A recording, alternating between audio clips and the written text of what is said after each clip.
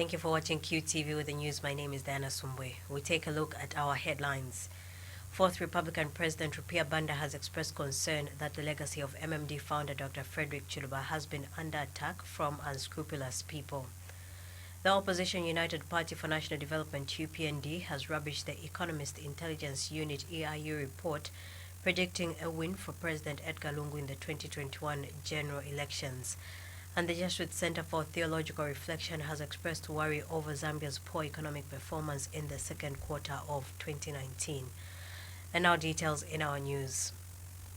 Fourth Republican President Rupia Banda has expressed concern that the legacy of MMD founder Dr. Frederick Chiluba has been under attack from an unscrupulous, selfish section in a quest for power who painted him as a selfish enemy of the people. Speaking at the 8th anniversary of the late Dr. Frederick Chiluba's second Republican President Memorial Lecture, Mr. Banda says Dr. Chiluba brought the presidency closer to the people. Mr. Banda says that Dr. Chiluba touched so many lives in so many ways, visiting the sick in hospitals and the old and the vulnerable. He says Dr. Chiluba and his government's liberalization policies brought about a new spirit of economic enterprise among Zambians, led to better public transport services, increased access to health and education facilities and services, and the empowerment of thousands of citizens with home ownership. Mr. Banda says Zambia is a pioneer and a beacon for democracy on the continent, and within a few years, many countries had followed suit, replacing one-party democracy with multi-party politics. He has therefore encouraged party members and Zambians to remember his 10 years in office as a period in which brave and momentous decisions, policies and actions were taken that have changed the lives for the better.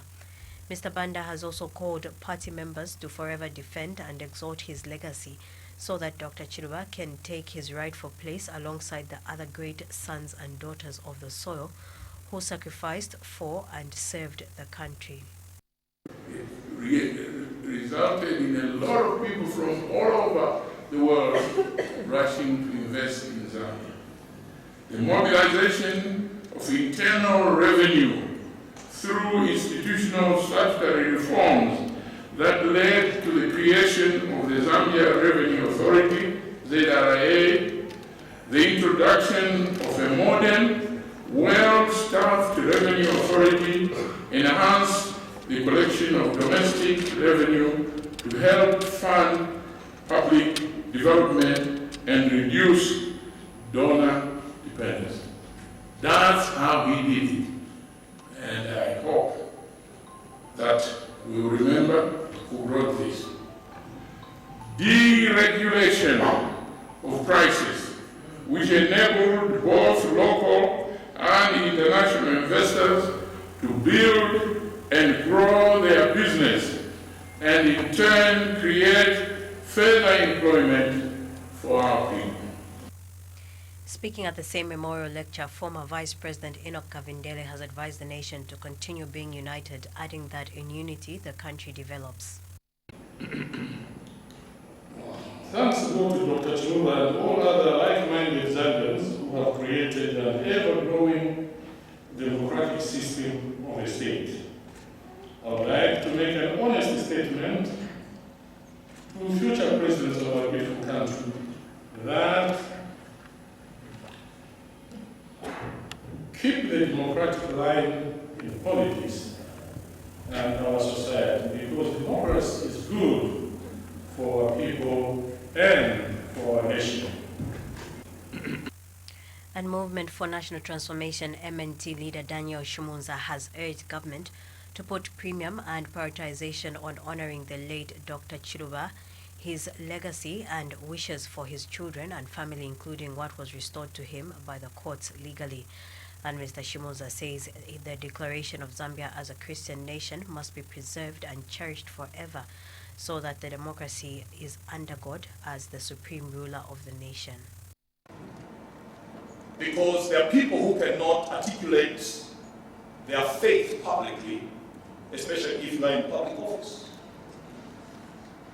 There are those that try to talk about God in generalities.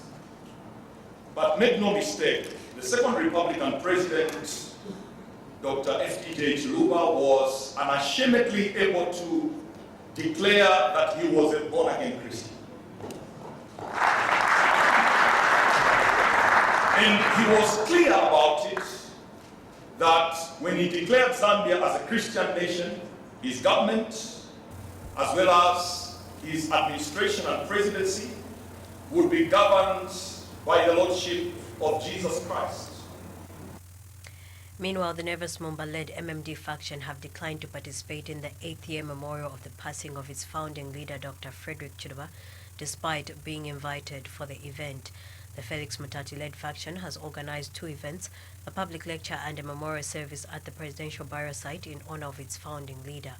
And Dr. Muga has blamed former President Rupia Banda of the problems the party is currently facing.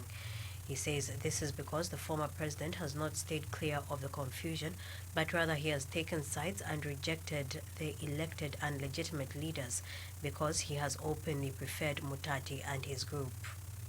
Was an embodiment of the definition of the legacy of the late president.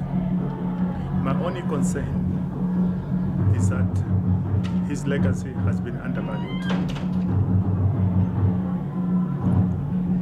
He's been not remembered for the things that he undertook to change the political and economic landscape of this country. President Chiluba took some of the most courageous and bold decisions that transformed the economy of Zambia. But much more important, he reignited the spirit of enterprise in the people of Zambia. The Opposition United Party for National Development, UPND, has rubbished the recent report for the Economist Intelligence Unit, EIU, predicting a win for President Edgar Lungu in the 2021 general elections. UPND Secretary General Stephen Katoka says the conclusion by the Economist Intelligence Unit, EIU, in its latest report on Zambia is unsustainable. Mr. Katoka has described the prediction as not based on credible grounds. He has told Q News in an interview that the report holds no water and called on Zambians not to take it seriously. And Mr. Katoka says UPND will continue to expose the failed promises and deceptions of the ruling Patriotic Front government. The decision as to who should run the country will be determined by the people themselves. That is their own, well, they're entitled to their opinion. But that's not the general feeling of the Zambian people. Zambians have suffered and they are bleeding because of Patriotic Front. And I don't see how they can give them any mandate beyond 2021. So those are just cheap propaganda being propagated by the PF themselves. What they are doing is sending a smoke screen just to scare people or move people into a certain direction. But it won't hold water. And UPND National Youth Secretary Trevor Mwinde says the party will not lose focus in the face of the predictions by the EIU, but would rather concentrate on working hard for victory in the 2021 elections. Mr. Mwinde has vowed the party's resolve to prove Economist Intelligence Unit EIU wrong. That their report is backed by perhaps somebody who could have commissioned their reporting. It's biased, and in Zambia it holds no water. The UPND, under the leadership of Hakainde Hichilema, who emerged victorious come 2021, the Zambians have experienced the most expensive regime, that which has made the cost of living to go higher than what we have ever experienced. A bag of meal, take for instance. HH did tell us in 2015 that the bag of meal in the coming years, if you allow these PF to continue in government, it will come to about 120. We are experiencing that currently in Zambia. There is a shortage of maize, which is our staple food, and meal prices have gone skyrocketing. The Jesuit Center for Theological Reflection has expressed worry over Zambia's poor economic performance in the second quarter of 2019. JCTR Executive Director Father Emmanuel Mumba says the state of the economy right now can be best described as the survival of the fittest. Father Mumba has attributed the poor performance of the economy in the second quarter of 2019 to its debt crisis, which he said is seriously worsening. In March this year, Finance Minister Margaret Monakato announced that Zambia's external debt rose to 10.05 billion United States dollars at the end of last year, from 8.74 billion United States dollars at the end of 2017. Mrs. Monakato said the rise was due to increased disbursements on previous contracted loans for infrastructure projects aimed at supporting economic diversification. But Father Mumba is worried that the situation is already placing significant burden on the economy and society, and that the country is at a risk of falling back into an extended debt trap with economic stagnation and possible increases in poverty rates. This week there was this rumor, I don't know how true it is, that even some people in the foreign service have not been paid. I think all this is attributed to the stress that the economy is facing due to the debt situation. I think every resource that we get, every income that we get is diverted towards the servicing of the debt. And to that extent, we have seen a deterioration in services towards health, towards education, towards water and sanitation. Okay, those have already been going down because of the same debt situation.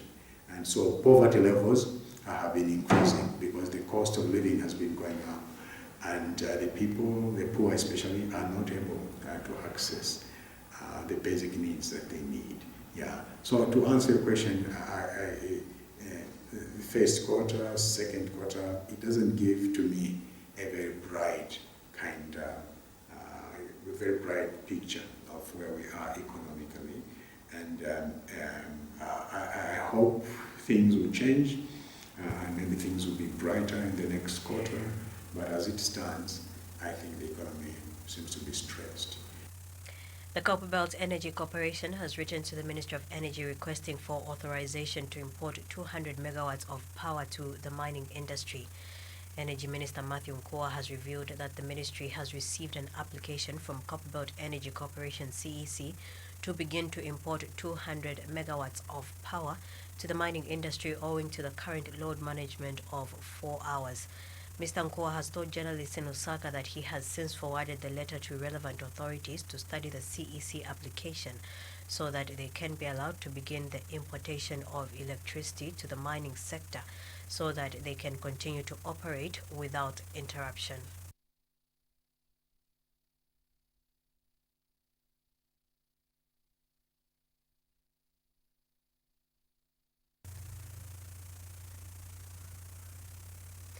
The opposition Economic and Equity Party has urged Zambians to help fight corruption, which has eaten deep into the fabric of the Zambian society over the years.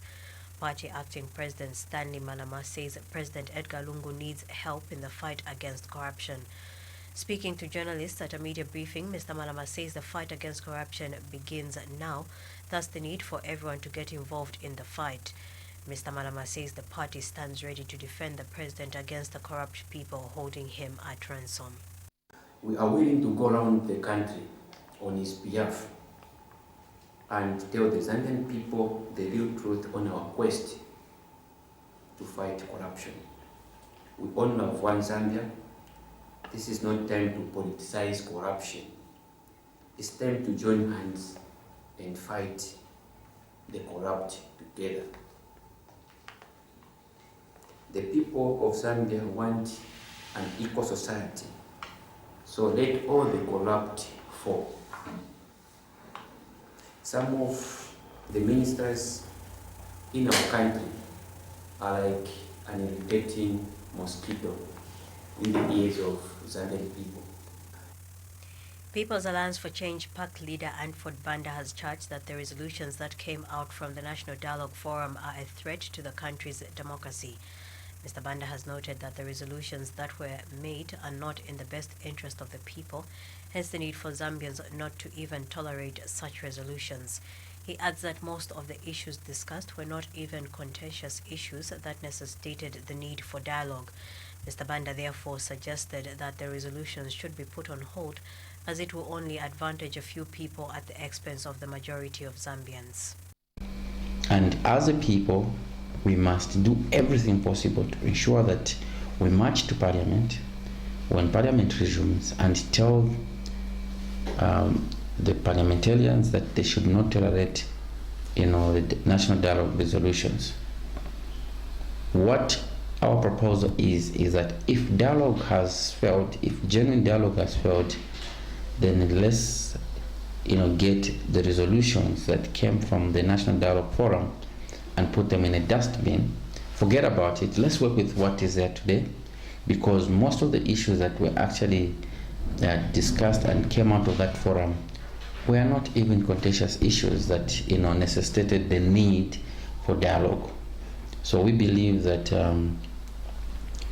the National Dialogue Forum and its resolutions must be scrapped off and be forgotten. The Examination Council of Zambia ECZ says it has reduced the main examination period from 8 weeks to 4 weeks. ECZ Director Michael Chilala says the exams will now be run in the month of November and not September and October like it was previously. He explains that the period of examinations has reduced because practicals will now be school-based. Mr. Chilala has emphasized that it is important to note that the decision was made through consultations from civil society organizations, curriculum developers, standard officers, among others in the education system. So the different exams, like the grade 9 exam will start on 1st and end on 11th. And then the grade 7 exam will start on 11th and end on 14th of November. And the grade 12 examination will also start on 11th and end on 27th November. The grade 7 and grade 12 examinations are proposed to run side by side because there is no conflict of space on the ground. And so that's why we pushed the grade 7 exam to run on the side of the grade 12 examination.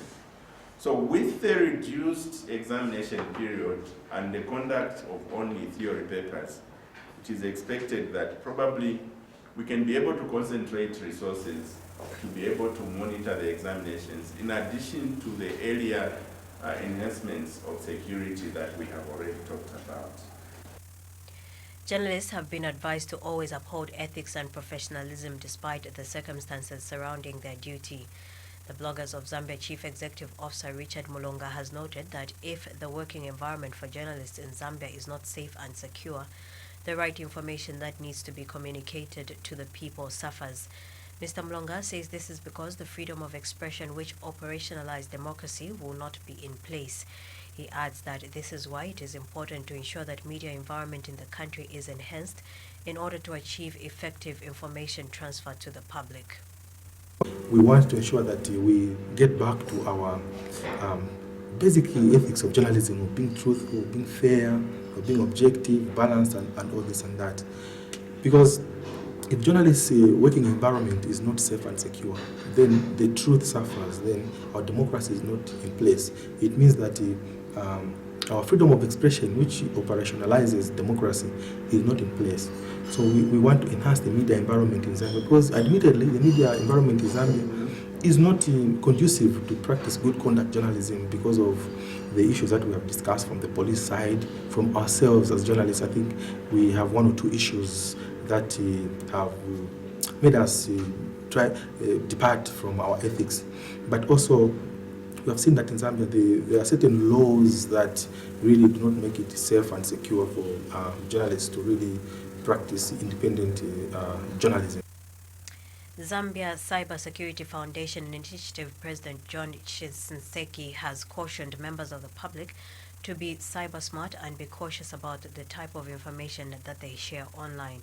He says exposing oneself unnecessarily online can have their identity and information stolen by cyber takers who are every day wanting to get information. Shinseki adds that there is need for people to be cyber smart and not share everything about themselves online, especially on social media platforms. It's not every time that you should let people know where you are, what you're doing. It's not every link that you should click. It's not every number that you should get. It's not everything that you have to share about yourself. You have to be cyber smart and don't share every private things with the people out there, because cybersecurity it's now, the cybercrime is now serious.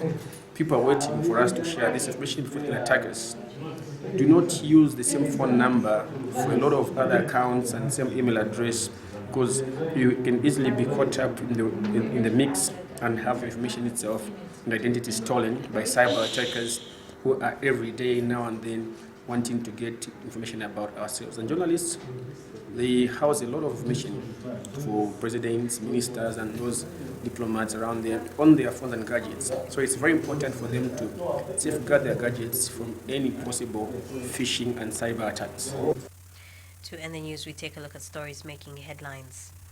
Fourth Republican President Rupiah Banda has expressed concern that the legacy of MMD founder Dr. Frederick Chiluba has been under attack from unscrupulous people. The Opposition United Party for National Development UPND has rubbished the Economics Intelligence Unit EIU report predicting a win for President Edgar Lungu in the 2021 general election. And the Jesuit Center for Theological Reflection has expressed worry over Zambia's poor economic performance in the second quarter of 2019. On that note, we come to the end of the news. Thank you for watching.